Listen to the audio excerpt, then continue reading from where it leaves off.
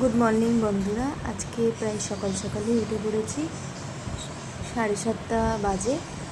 আর আজকে তো সকাল সকাল দেখছি বাইরে রোদ উঠেছে, তো চলুন জানলাটা খুলে নিই।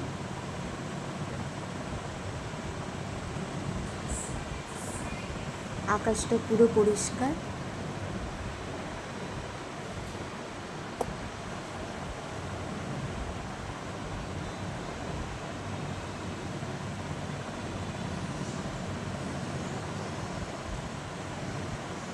ওইদিকের জানালাটাও খুলে দিই, রান্নাঘরের জানালাটাও খুলে দিই, তাহলে ঘরে আলো ঢুকবে।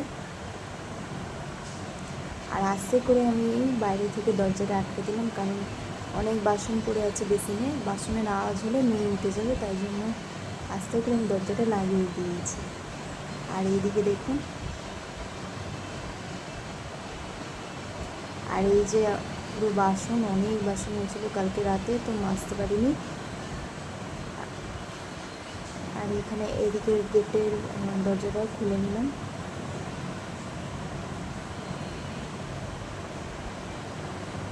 তো চলুন ঝটপট বাসনগুলো মেজে নিই, সকালের বাসনগুলো, তারপরে ফ্রেশ হয়ে আসি।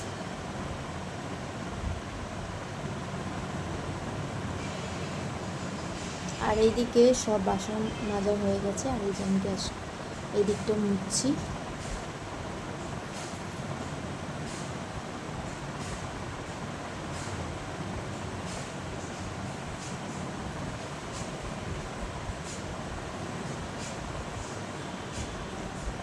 সব কমপ্লিট হয়ে গেছে। তারপরে যাচ্ছি বাইরে জল দিতে, গেটে, মেন গেটে।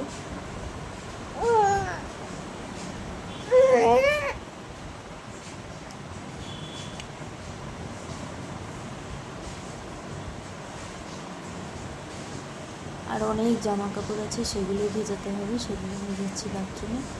আর এগুলো সব ভিজিয়ে দিলাম। জামা কাপড়, ওর স্কুলের ড্রেস আছে, আমার আছে, মেয়ের আছে। তারপরে ঘরটাকে, বাসির ঘরটাকে ঝাড় দিলাম।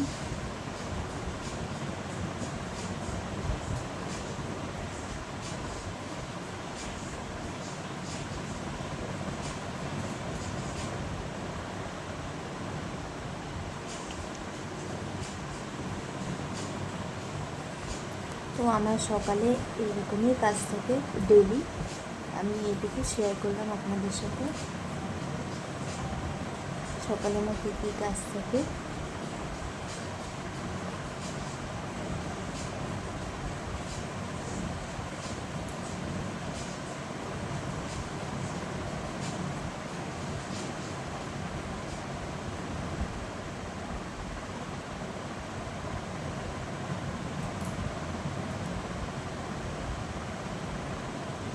আজকে তো বিপত্তারিণী পুজো। আজকে কারা কারা বিপত্তারিণী পুজো করেন কমেন্টে জানাবেন। আমি তো করি না, তাও আজকে শনিবার, নিরামিষ আমাদের আজকে। আর এইদিকে ডাইনিংয়ে এই তোষকটা পাতা থাকে, কারণ এখানে ছেলে শুয়ে টিভি দেখে। আর ওইদিকে মেয়েও থাকে এখানে নিচে। আর ওইদিকে ঘরে খাটে আমি মেয়েকে একা রাখি না, আর যদিও বা রাখি তাহলে আমি বালিশ দিয়ে রাখি। আর এদিকে ছেলে থাকে। দেখুন কলটা কোথায় ঢুকিয়ে রেখে দিয়েছিল তলায়, আমি পেতামই না, আমার হাত পড়লো তাই আমি পেলাম। আর এদিকে সব চারিদিকে ঘরটা পরিষ্কার করে নিচ্ছি, হয়েও গেছে। আর এদিকে আমি চা বসিয়েছি, ফ্রেশ হয়ে চা বসালাম। আর এদিকে ভাত বসিয়ে দিয়েছি। তারপরে কালকে রাতের বেলা এনেছিল পনির আজকে রান্না করবো।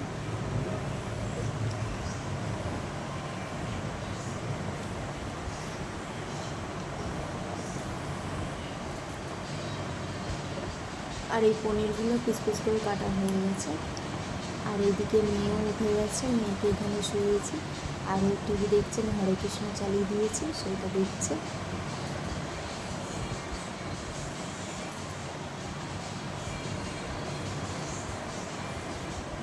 তারপরে ভাত প্রায় হয়ে গেছে।